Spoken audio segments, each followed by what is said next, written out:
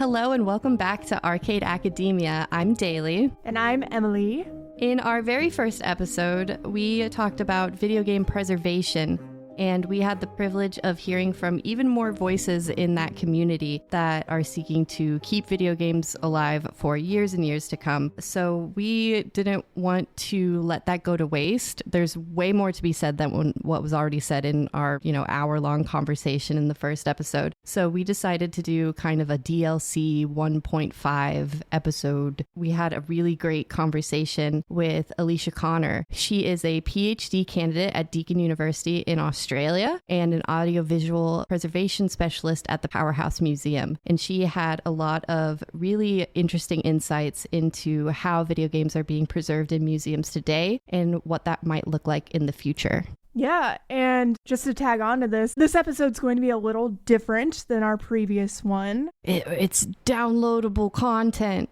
DLC 1.5. I really am looking forward to episodes in the future further connecting us with more voices within this community, because I think it's interesting how different parts of the world are addressing issues surrounding video games, but at the same time we're like, oh my gosh, I'm going to bring up High School Musical again somehow. We're all in this together.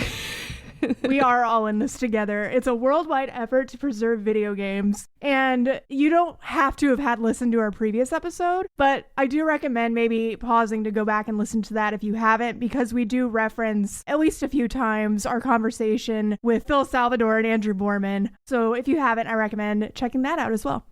And future episodes are going to be about various other topics within the video game realm as well. But if you are a so-called subject matter expert, no one has to actually give you that title. If you feel that I know a lot about this, feel free to reach out to us and maybe you'll be appearing on the wavelengths with us one day in the future. Ooh. And then just one more disclaimer. The way that we structure our full episodes, if you will, is we like to interject with our own research and kind of do a more narrative style. With these DLC episodes, we're going to focus more on the conversation. So they will be a little shorter and a little less hefty with the facts, but you can still check out the article on our Substack where we kind of type all that out and we fill in the gaps with links and anything that our speakers reference for you to look at.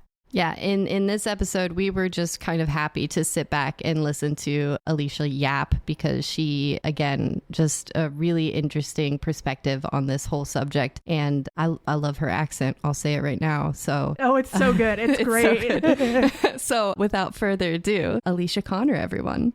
My name is Alysha, and I am an digital archivist and preservation specialist at the Powerhouse Museum in Sydney, Australia. I am also a PhD researcher with Deakin University in Australia, and my PhD research is exploring the relationship between video games, the gaming community, and trying to understand how museums are currently and have been struggling with video game preservation, video game curating, and exhibiting video games either physically or digitally, so in digital museums, and trying to find new avenues for conservation. So looking at concepts like citizen science or community research, or engaging with either developers, the gaming community, gaming enthusiasts, game hobbyists, to better understand, collect, and curate video games. Well, excellent. Could you tell us a little bit about the Powerhouse? I looked into it a bit, and it's a collection of museums, correct? Yes. So the Powerhouse Museum currently sits across 4 sites. You've got Powerhouse Parramatta, Powerhouse Ultimo, Powerhouse Castle Hill, and the Sydney Observatory. The Powerhouse Museum is a collecting institution that focuses on science and technology, innovation, society and culture, fashion, domestic homeware, tech, also a large collection of software preservation, modern technology. It encompasses Australia's, but also New South Wales, so the state that we're in, New South Wales' cultural human footprint over the last 200 years. So whilst we collect from an international scale, we're also trying to work with modern designers or legacy architects, or for, the field that I'm in, current and legacy video game designers that live in New South Wales who are designing or have created beautiful games, or games that have a footprint or an impact on society, whether it be something like the Odyssey games that came out, and their impact to broader society, or recently acquiring Untitled Goose Game, which was an incredibly popular Nintendo Switch game during the COVID period, which was designed by Australian designers. So the Powerhouse Museum collects very, very broadly, and I'm in the very niche and small field of video games and audiovisual objects. That's very cool. And I had no idea Untitled Goose Game was an Australian game. Yes, it is. Yeah, we're very proud of that fact. They're Australian-based designers. One of them just recently finished his PhD as well, Michael McMaster, who he might be really good to talk to actually for this podcast, because as part of his PhD, he was at the V&A in London, Victoria and Albert Museum in London, studying video game preservation, but also exhibiting video games. And his PhD was quite a scathing look at how there's pretty poor funding in a lot of museums in terms of being able to showcase, but also properly have the good infrastructure to support video games and to support video game research ongoing. So he might be really good to talk to, Michael McMaster. Absolutely. So where does your guys' funding typically come from? Is it grant or another source of income? Our funding is government funding, so from the Australian or New South Wales government. We also do receive numerous donations, and also we have many benefactors that, for example, there's an amazing organisation that are currently funding my role, which is great, for a 5-year project to catalogue, digitise and preserve the Powerhouse's institutional audiovisual archival collection. So that does include quite a lot of computer software and interactives that the Powerhouse has created and generated over the past about 40 years, I guess, from the analog technology that we have so far. And many of these are interactive video games as well, because the Powerhouse has always tried to be an interesting and fun centre for science and research and play. So play is a very important aspect of what we do at the Powerhouse.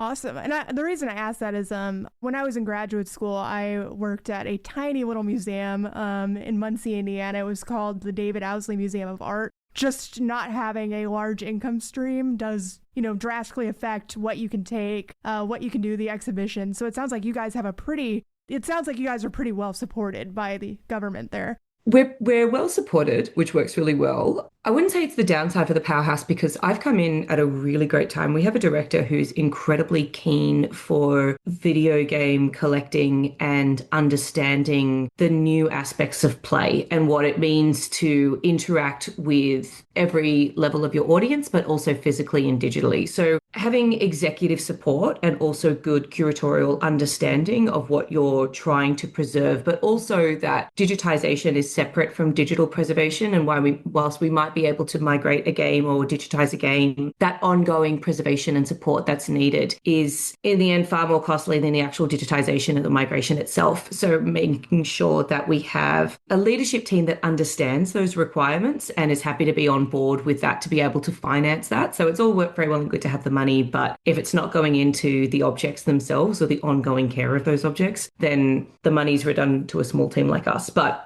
we're thankful with the Powerhouse that we have that support. Gotcha. And that's good to note because, unfortunately not every museum has people who understand the value as games as artifacts, as you put it in your presentation. Could you tell us a little bit? We asked Andrew Borman and Phil Salvador the same question. How did you get involved? What made you want to go into this profession? I've always loved video games. I've always played retro games. I've grown up with video games. Whilst I'm not a very good player myself, I've always been surrounded by other people that play games. So my brother, who I'm incredibly close with, I've always gamed with him since I was a little girl. And now my husband, one of our rituals at night is to play games together. So whether that be me actually playing with him, there's not a lot of couch co-op games that we've been playing together, but we've done, the recent Split Fiction and all that, which is just fun. Or we recently, just last night, actually finished Red Dead 2 because Matt wanted to play it again, and it's so beautifully cinematic and it's a wonderful experience to have. So then when I started at the Powerhouse and noticing that there was a gap for understanding video games, because our conservators and curators and registrars at the Powerhouse are mostly in a 2D and 3D collecting space. So when it comes into these more complex digital objects, there simply wasn't the background knowledge and understanding for how to properly catalogue and archive this kind of object. object, but then also what is the difference between demo versions and real versions? Does patch updates affect the game that you're acquiring? What are you going to exhibit? What is the artist intention? Have you spoke with the artist about what's going to happen in the future if that game needs to be migrated? So many different levels of questions that hadn't quite been explored or were just sort of happening ad hoc. I needed a subject for my PhD, and I'd been working with this young conservator, Chris, who is our digital conservator at the Powerhouse. And he had recently done his thesis on the effects of patch updates on games and whether anybody is archiving or cataloging these patch updates as part of ongoing digital preservation. And I just thought that that was brilliant. And I hadn't seen so much the academic side of archiving a game and understanding a game within the museum context. And whilst I had seen video games a little bit here and there in museums in the past, I hadn't seen the background side of it. So who was working on the collection set for that game? Who is understanding the significance, but also who is then exploring what versions of that game need to be saved and what is the journey behind the game that also needs to be saved? So understanding the related public ephemera, but also from a design perspective. So the storyboards, the artist intention, work with the developers. Were producers involved with it? Was it a larger operation, or was it, a really cool niche indie game? So I saw that there was this bit of a gap in the research in terms of what could be done for the future. There was a lot in the research as to why video games are difficult, but there wasn't a lot in terms of how can we fix this. And after speaking with Chris, and also in my role, I get a lot of my answers from Reddit, and I get a lot of my answers in terms of how to do something from my mates who are retro game enthusiasts, or from my husband, or from my brother, who give me a better understanding when I've got these gaps in knowledge. And so I wanted to see, well, is this an avenue for museums to explore? Can we, as museum professionals, engage with the gaming community on a more impactful level to better understand, curate, exhibit, and preserve these games? And it's really fascinating. When we watched the conference that you did at the New Zealand Game Developers Conference this year. Oh, yeah. You literally laid out the questions that museums have to ask themselves about, like, what makes a game and its developmental materials worth collecting. And you brought up a point, things I would never think of, like, it's not just the game, the console, even developmental papers. It's like, do we get every controller? How do you determine, like, what is worth collecting?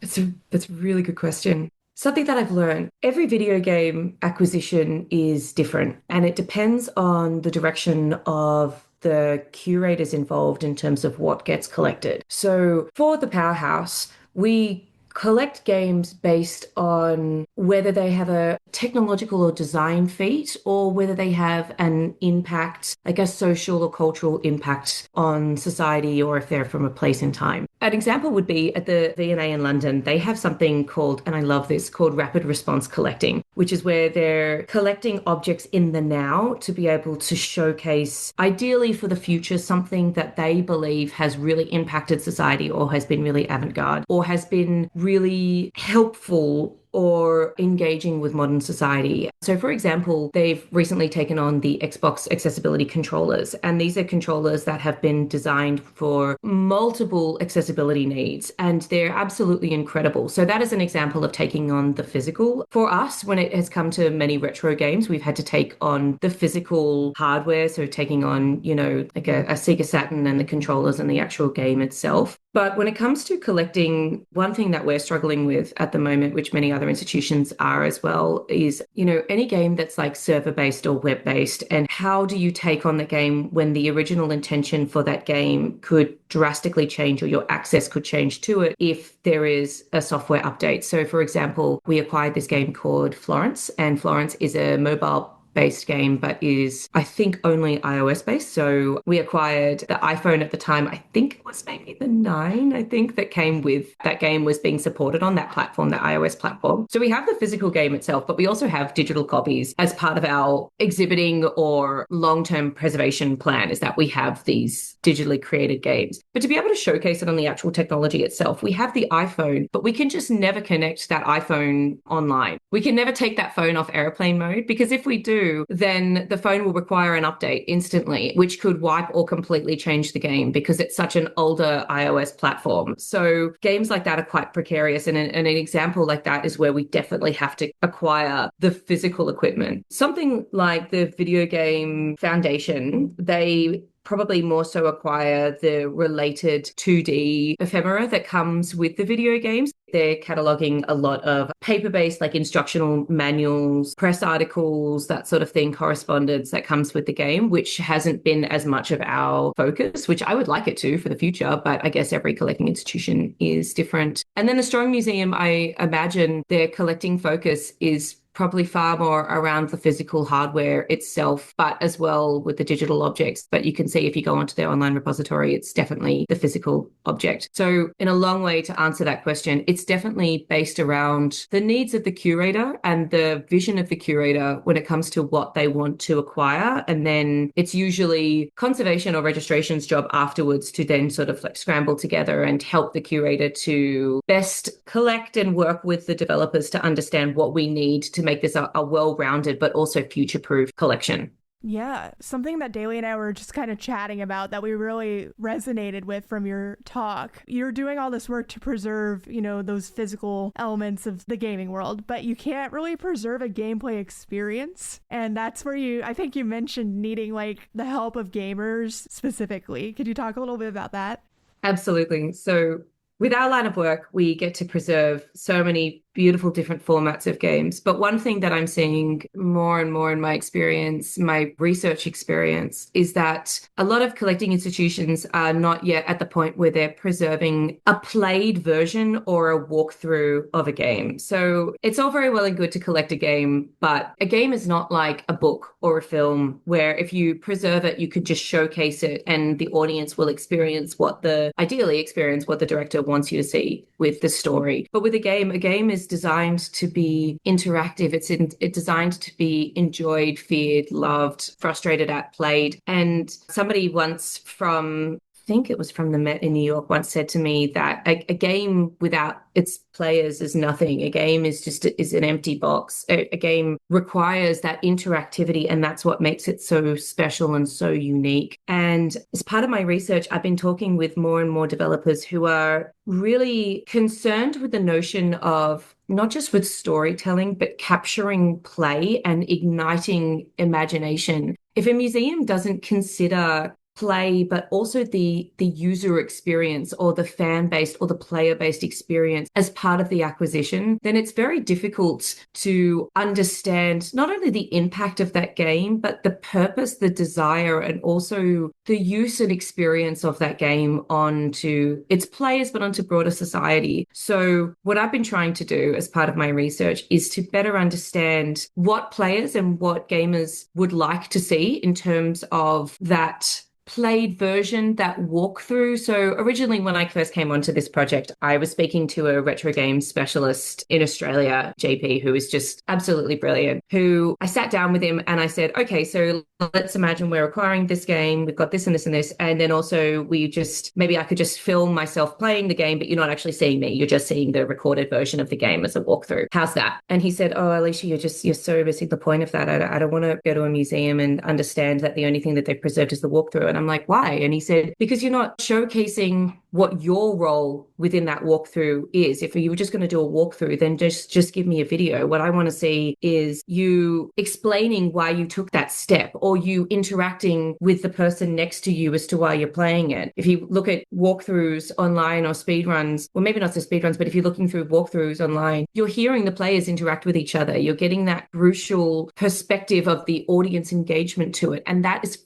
far more important than just being able to have a walkthrough where you get to see characters jump and here's the aesthetics and here's the game controls. It's far more about the playability of the game, but also the role of the fans and the players and the hobbyists and the enthusiasts as part of that collection. So I'm a real big advocate for making sure that the developer's voice is heard as well within the story and curating the game. But I personally would like to see, and I know that many players and hobbyists would like to see as well, what their role has been in terms of that game. So their experiences, their stories. And I got to work on this incredible project called the Play It Again project. And there's going to be another one called Play It Again too, which is an incredible project from a Melbourne-based academic called Dr. Melanie Salwell, I think is how you say her name, about recording player stories and recording blog posts from people who interacted and used games in the 1980s or played or created these games to get their perspectives. So whilst we may not be able to get those walkthroughs or to get those recorded versions of them playing these games from the actual time itself, we can get these stories, their experiences. So what it was like to sit down on Christmas Day and watch your kids open their new Atari, and what it was like to connect it up for them, and what it was like for you to sit there and play it with your friends when they came over one afternoon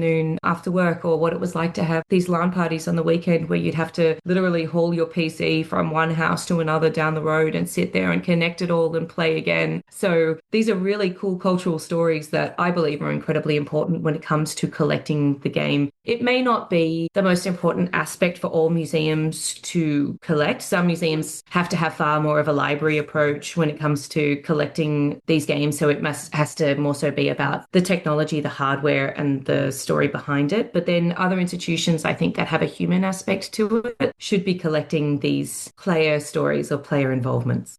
And that goes very much with, I think I quoted you in my notes somewhere from the conference. You said, what do members of the gaming community, what do developers even want to see in a museum? And that made me really curious, are those things different? Which I think you kind of answered in that it's the object itself, the game itself, versus like the experience of playing that game. Yeah, this is an aspect for me that I found quite important, because I think it's not that I think museums are inherently, evil or getting it wrong or anything. I think that it's just many museums are trying to catch up with the modern needs for collecting something. And when you have new curatorial staff that are coming through, people like Marie Fulston in the UK for the V&A, she did the incredible exhibition Design, Play and Disrupt, which has been one of the most famous video game exhibitions and so successful. And then you've also got curators like Chloe Appleby, who works at the Powerhouse, who is just a force to be reckoned with, and she is brilliant. Their collecting standard is to make sure that you're understanding the design history and the story behind it, but also trying to capture the audience interactivity behind it. So when you've got people like that working in these museums, then we now are at a space, because many of these people, like Chloe herself, are gamers, first and foremost, but also understand what the modern audience want to see. It's not just about walking into a museum and seeing a screen in front of you. It's not just about walking into a museum and having controllers in front of you. A museum isn't just supposed to be an arcade. It's about understanding all aspects of the game. So there's an amazing exhibition in Melbourne at the Australian Centre for Moving Image. That's probably Australia's biggest museum collecting hub, ACME, when it comes to video games, and they are incredible. They did a lot of work with the Play It Again project as well. So they've recently had an exhibition called Untitled Goose Game, I think, or maybe it's called Honk Untitled Goose Game, and it's just been surrounding Untitled. But a big aspect for the curators, I think it was Ginny involved, a big aspect for the curators involved was that they wanted to capture the theme of the game. And for the designers of the game, a huge theme was slapstick comedy and humor. For those who haven't played the game, you're essentially a goose who just runs around an English countryside causing mayhem and havoc. And so a way to capture that slapstick humor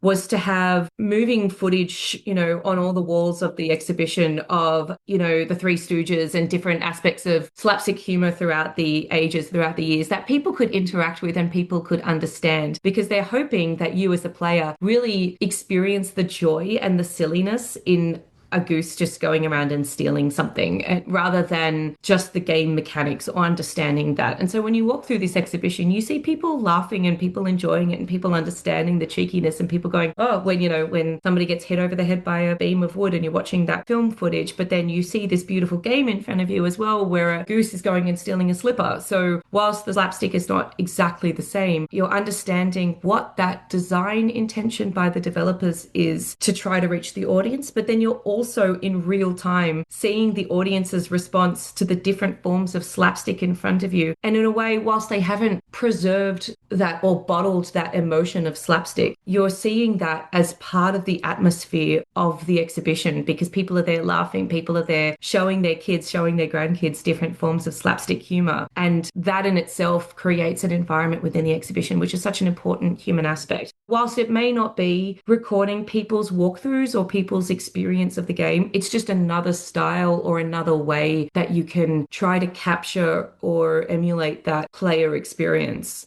Another example that I really love is called the Animal Crossing Diaries, and it's by the National Video Game Museum in Sheffield in the UK. And what they've done, it's really cool. They did a call out to members of the public to write about how Animal Crossing helped them through COVID. The broader Animal Crossing community in the sort of surrounding UK area, the response was incredible. And people wrote these beautiful stories of, I was so bored and so lonely at home. You know, people who may not have had children, who were the working professionals, who may not have been the frontline workers, but still were experiencing an incredible loneliness where that game helped them. Or people who were frontline workers, or people who did have children who could just come home at night and just escape to this incredible world. Or people who their game helped them keep going in terms of achieving goals and helping to split up the mundanity of the day. So that's a really cool way of capturing that player experience. And it's still available for people to go on and read and interact with. And as somebody who's very new to Animal Crossing, I read these player impacts before I played the game, and I found it really monumental, but really emotional as well. And that's a really cool way of understanding the game for people who haven't played these games and for people who aren't gamers going and understanding these museums and these exhibitions. So these blog posts have been put up in the museum as well and sort of on rotation for people to go and read. And that's a really cool way of bringing that player story into the museum floor. But museums also have to remember that video game exhibitions are not just for gamers and players. They're for newer audiences. They're for players' families. They're for people who, you know, are just your average punters. They're for everybody. Or are they? Is a video game exhibition, and I'm not a curator, but is a video game exhibition just for a particular audience or just for design professionals or just for developers? So I think for me, having that player voice captured as part of the acquisition process means that you get that well-rounded understanding or well-rounded story of the game. So then that way, in the future, if that game ever gets exhibited or when it gets exhibited, the curator has so much to draw from. Or if a research scholar comes to our museum and wants to write about certain games in history or whatever it is, they've got so much more to draw from with that collection. I appreciate so much having your perspective on this, because well-rounded is very much the word, because when we talked with Phil and Andrew, is very much on preservation, like so that we can actually be able to look at this later, and accessibility so that people could actually have the experience for themselves. But a lot of what you've spoken about is preserving, like having that experience in itself and preserving that more well-rounded approach to the game itself and the impact that it's had on the players. And I think that that might get lost in discussions about preservation. You know, what does preservation? Is it just that a copy of it exists somewhere? Is it that it's a copy that exists somewhere that is accessible? Or is it a more holistic understanding of the impact that that object has had? Absolutely. And look, I'm a sucker for it as well. When I first went into this PhD and when I first started this role, even though I play video games and even though video games are such a huge part of my life, I mean, whilst I don't play games every day, I'm with my husband playing these games, or I'm watching my son just evolve through Minecraft or Mario Odyssey because my son's a mad gamer. I really thought that this research was going to be pretty cut and dry, as many probably PhD students naively think when they first start. They're like, okay, so here's the problem and we're having issues understanding digital preservation and we're having issues understanding whether we should be using emulation. Let's ask gamers. Gamers can tell us with this. Retro gamers help us with that. Okay, therefore we understand it. And I completely missed the mark, partially because of naivety, but also because you don't see that many player stories that get collected as part of a game. And the notion of play is such a key aspect when it comes to games that we cannot curate and exhibit and collect games in the same way that we do a chair or a book or a movie, even though a movie is something that a director has an intention for you to interact with, but it's usually in the post-movie session that you will then go and have your thoughts and have your collected experience and have your discussion. Whereas with a game, sure, even with games that are story-based, rather than open world games, you're still going through the story directive, but your decisions matter, your play matters, your perspective matters. Also, the way that you interact with the story matters. You can't curate everybody's experience of that game because everybody's experience will be different, but you could certainly get an incredible understanding of every person's, or maybe not every person's, a lot of people's emotional response to something so powerful in the game. Another example would be last night when my husband was playing Red Dead and we're sitting beside him as we're getting towards the end of the game and we're watching the main character Arthur Morgan die. Oh, spoilers, sorry. I mean, this is Red Dead 2 and this has obviously been out for a long time. So obviously most gamers know that by now. But it was pretty emotional because, my husband's been on this journey with Arthur for a really long time. And right at the end, before you already know that he's going to die, but right at the end before he dies, you get this one last chance to make a decision whether you want to go and steal the money one last time or save your friend. And it's a beautiful and powerful moment that I've only seen a game be able to do rather than a movie or a book do with an interactive where you get to showcase that you have learned something as well, not just the character you're watching or experience has learned something. You get to write the ending of that story to say, yeah, you know what, this story is about loyalty and therefore I want to contribute to that loyalty. Or you can just be narcissistic or be kind of crazy and go, no, I played this before. I want to experience what it's like. No, let's take the money, And I think that museums and collecting spaces or these memory institutions should be capturing that aha moment that the players are having. Because yes, you're watching this story of morality and loyalty, but then at the end, this story gives you as the viewer, as the player, the opportunity to then go make that decision yourself. That's so powerful. That part is so important for me to collect with the story. I mean, I could talk to you for ages about digital preservation, but I definitely feel that your speakers last time definitely spoke more about that and are probably far better at the technical side of explaining it. But my research has led me to believe that the playable stories really need to be captured with it as well. Daley, is it my can I make this my time to ask my Curtis question? Oh my gosh, do it, please. So this is going to be very weird at first. This is my case study. Are you familiar? There's a YouTuber named Curtis Connor. He, I think, is probably most popular with older or like mid-gen millennial to like upper Gen Z. And he's not a gaming YouTuber, but he has made a few videos on like gaming tangential content. I'm not familiar with Curtis Connor. Yeah, send me the video. I'd love to watch. Yeah, the reason I ask is because out of nowhere, he made a video searching for this gaming relic called the Video Gear Command Center Gaming Chair Rocker. It's a full name. I had to write it down because there's no way I remember that.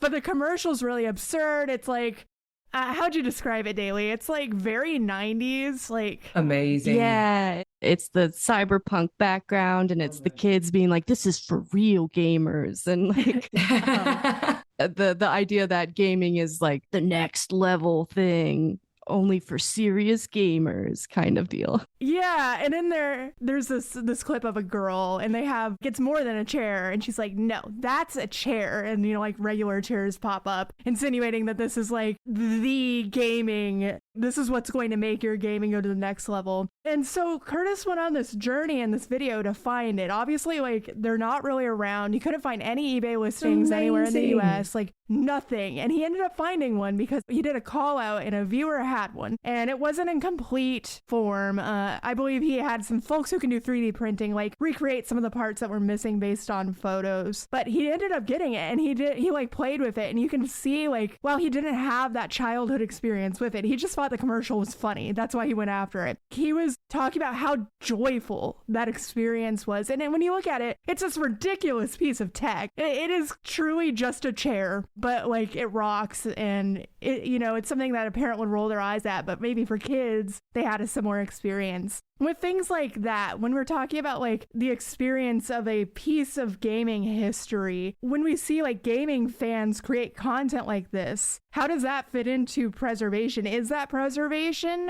Because he's not donating it to a museum, but he's found something very old and given it kind of a new life online.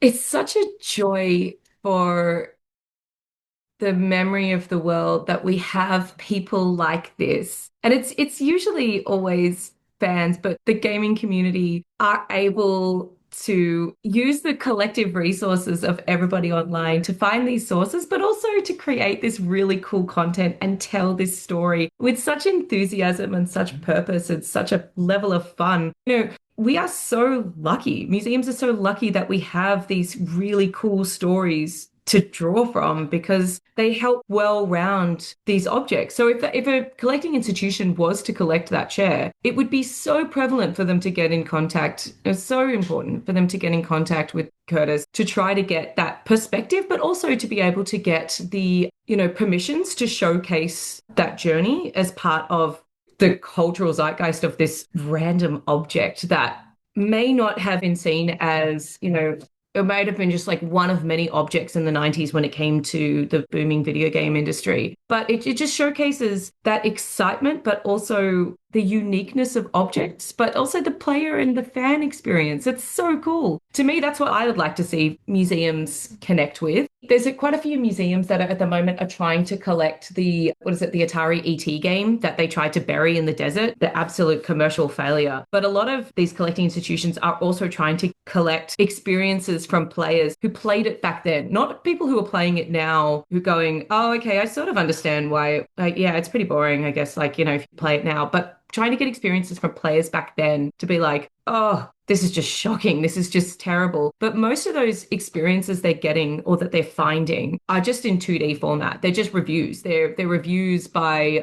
companies that may have like a quote here or there from a player saying, I was so bored or my son was so disappointed. Imagine if that ET game had come out when you had YouTube reviews or when you had common influencers and players being able to comment, when you had actual discourse surrounding games. That is so prevalent to a collecting world now. And that would have really enriched the understanding of that game to be able to see why it was such a commercial flop. I mean, with certain movies, older movies at the time, you've got, okay, an example would be Return to Oz and how this incredibly kooky, and I love Return to Oz. I think it's a beautiful film, but I understand that at the time, the marketing definitely got lost and went on a different direction. So the director's intent for that movie was that it was supposed to be for adults as well as children, and that it was not just a direct sequel for The Wizard of Oz. So then that was completely lost. But the only reviews that you can really find online, filmed reviews, are from people who are actual film critics who are sort of missing the mark. And I listened to a podcast recently who was trying to find any footage of news anchors going to cinemas in the 90s and holding up a microphone to a mother and to children and saying, what did you think of this movie? To be able to get that review or that interactive experience at the time. It's great, though, that Curtis was able to go on this really cool journey, but it's definitely, unfortunately, missing the mark that, or I would like to see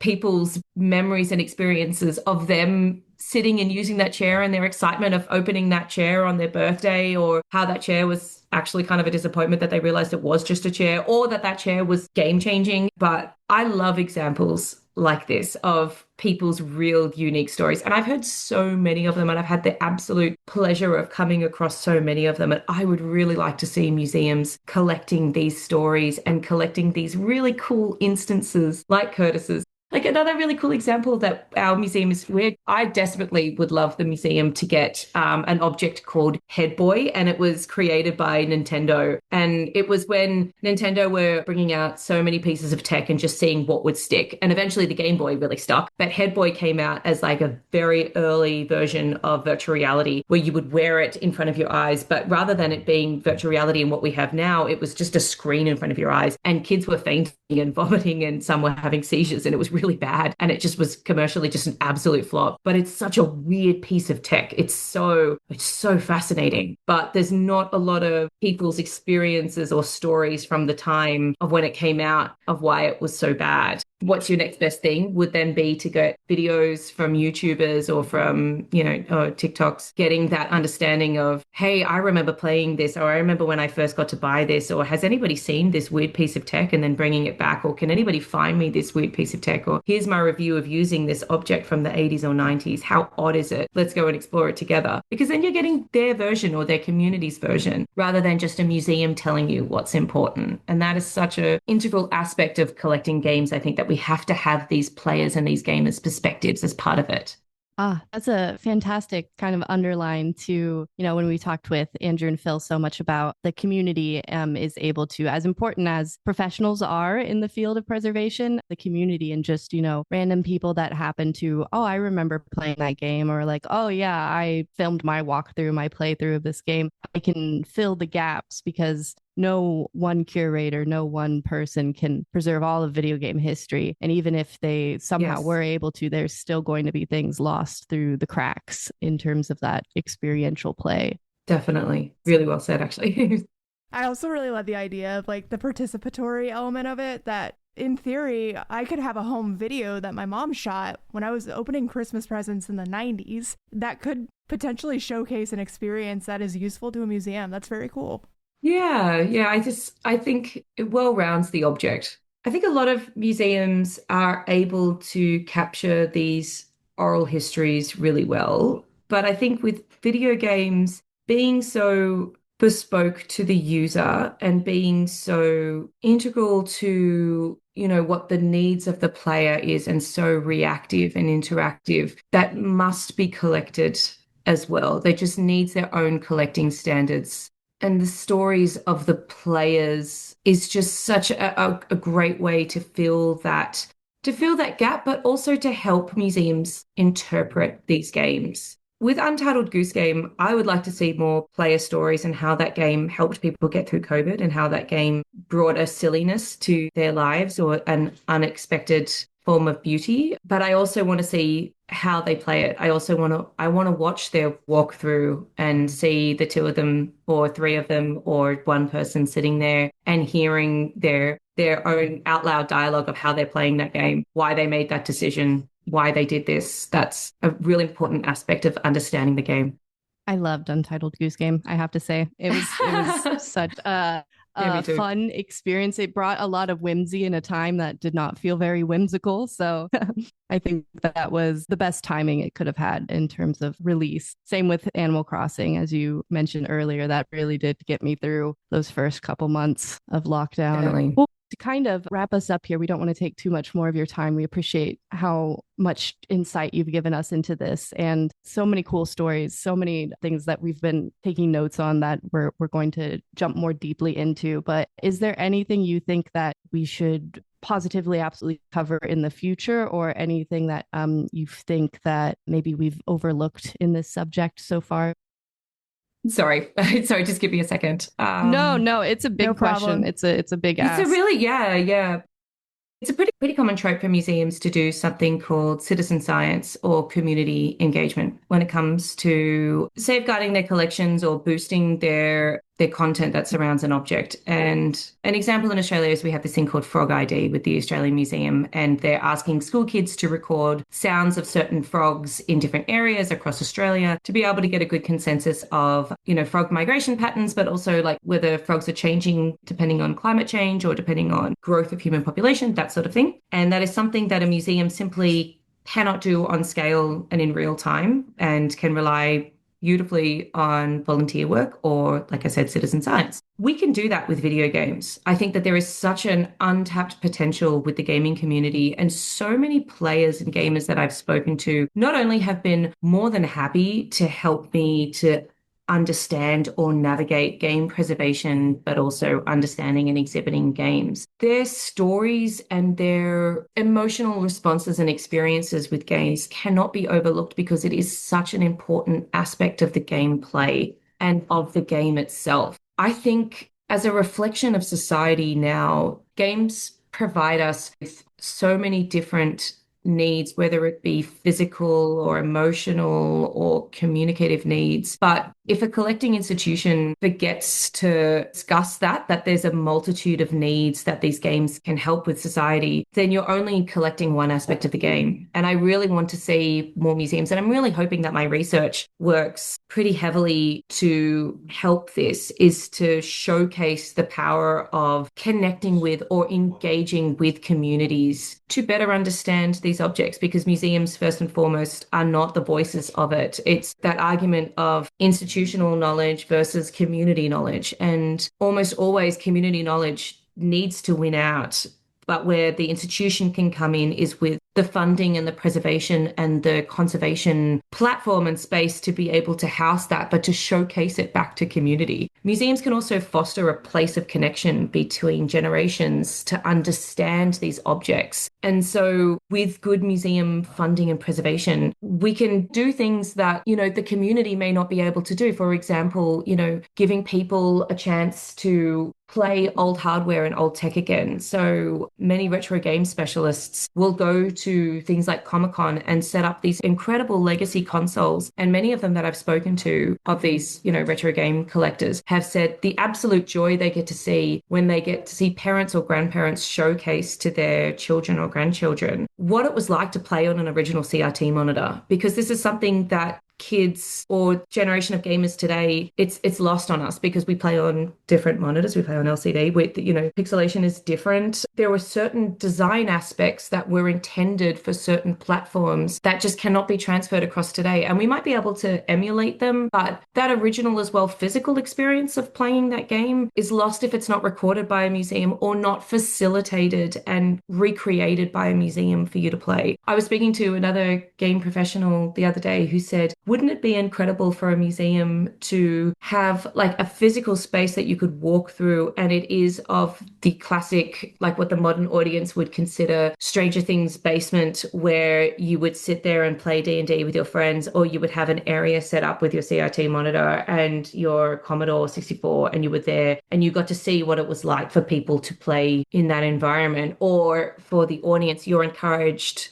the museum audience, to get down and sit down on the floor and sit as close to the screen as possible because your controller can't go very far. So all of these interesting mechanics of gameplay that are now lost on the modern audience today because of the digital realm, a museum can certainly facilitate or recreate that. There's so many different ways of recreating or telling stories. I'm finding it more and more as I research this, that there's different ways that museums can do this, whether it be collecting player stories, interacting with influencers and YouTubers, understanding gamers, reaching out to game journalists as well. I've had the pleasure of working with a lot of really cool game journalists from the ABC, so it's our Australian Broadcasting Corporation, who have a show called Good Game Spawn Point. And what they get to do is go into schools and play these games with kids. What they get to do is talk with the developers, but also connect the developers and the kids on screen to facilitate that gameplay, and then record that and show that to the audience, which is so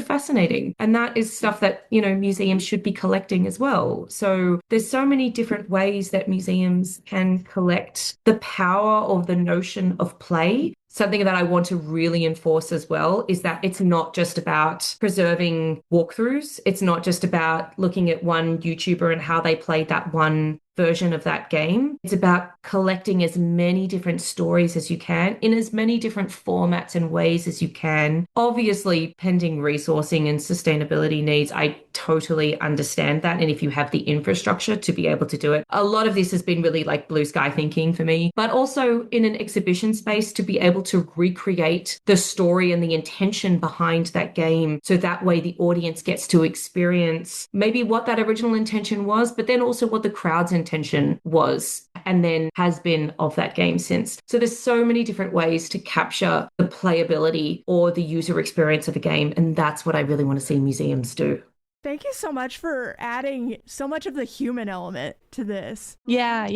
You've more than covered it for sure. It makes me really hopeful about the future. Every time we wind up going into these, we're like, there's so many barriers to preservation and this isn't in the best shape. And then we actually talk to the people that are on the front lines and they're like, there's a lot of reasons to be optimistic.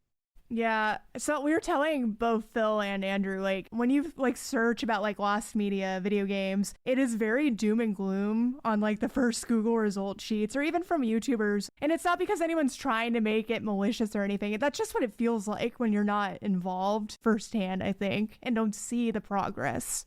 I think just in terms of that, like kind of doom and gloom perspective, I felt that as well, definitely when I was starting digital preservation. Like, I'm not really going to have answers here. It's just going to be like, we're not yet at the point where we have perfect solutions to preserve video games, and that every video game acquisition is going to have to be a bespoke model of preservation because of the needs of the game, but because of also, you know, the changing landscape when it comes to digital collecting and that. But I've just been very surprised at the direction that this research has taken in terms of collecting. That was not what my intention was at first, but it just seems to be something so prevalent that just continues to come out. I've been so fortunate to understand so many of these beautiful player stories, and I could tell you so many of them that I'm just so enamored with, that I'm sure that you know. But being able to have players and gamers who are happy to share those stories, which many are, really helps. I mean, we are so lucky that we're talking about a medium where people are really passionate and really involved,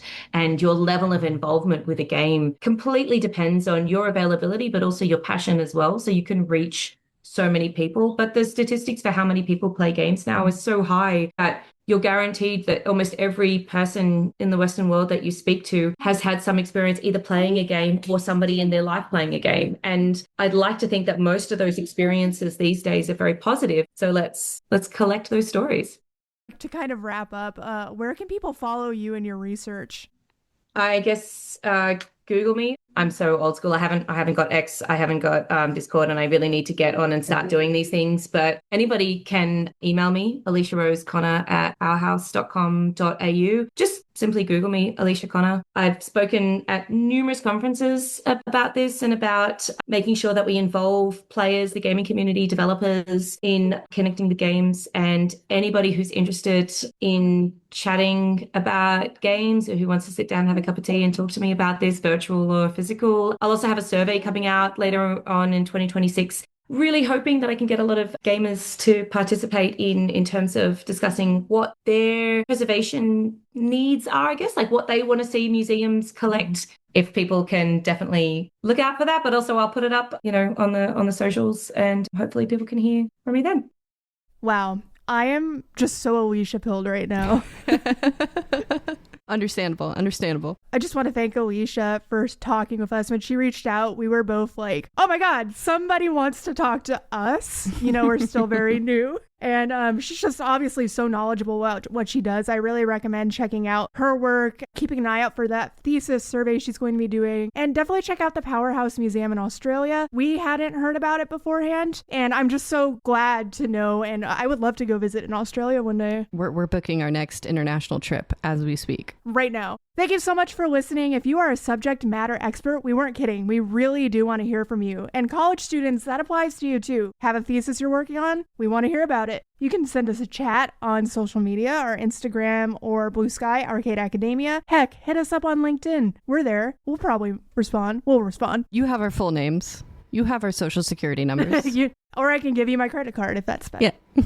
And then, of course, you can send us a traditional email, arcade.academia.podcast@gmail.com. Everything is in our Substack, arcadeacademiasubstack.com, and you can just click on the link there to send us a message. We would love to hear from you, seriously. And our next subject matter that we are dealing with is girl games. We kind of teased that a little bit in the first episode. We're still digging into the meat of that. Again, our main episodes are formatted a little bit differently. You know, we're trying to tackle this with all the vigor and academic rigor of a thesis. So we want to make sure that we're really getting into the meat and potatoes, as it were, of the subject. Well, thank you guys so much for listening. Keep your ears out for our next episode on girl games.